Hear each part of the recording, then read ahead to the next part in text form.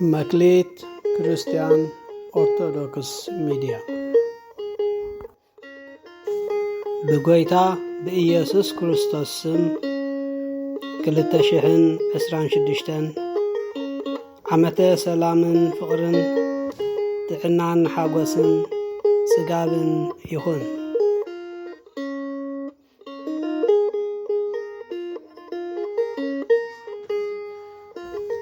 In the name of the Lord Jesus Christ, 2026 be year of peace, love, health, happiness, and prosperity.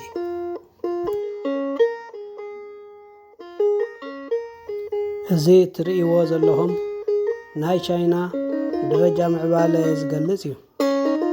ምዕባለ ክረጋገጽ ቅድም ሰላም የድሊ ልዕሊ ሰላም ከዓ ጻዕረኛ ህዝቢ ልዕሊ ኩሉ ድማ ብህዝቡ ዝሓሊ መንግስቲ ነዚ ኩሉ ክገብር ዝኽእል እግዚአብሔር ኣምላኽ እሞ ንምድርና ይብጽሐያን ይፈውሳን።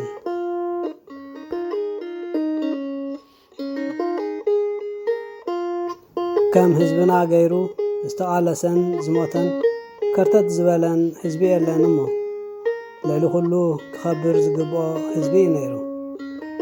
ዝሓለፈ ይኣክል ይበሎ ኣምላኽ።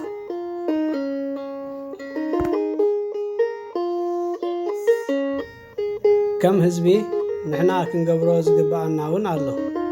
ንሱ ድማ ከም ህዝቢ ኣምላኽ መጠን ከምቲ መጽሓፍ ቅዱስ ዝብለና ክንገብርን ብቅድስና ክንነብርን ይግባእ።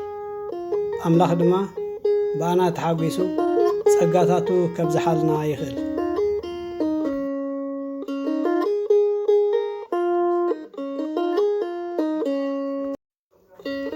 ኣብ ነፍሲ ወከፍ ድሮ ሓድሽ ዓመት ብዙሓት ኣብ ጓይላን ስኽራንን እዮም ዘሕልፍዎ።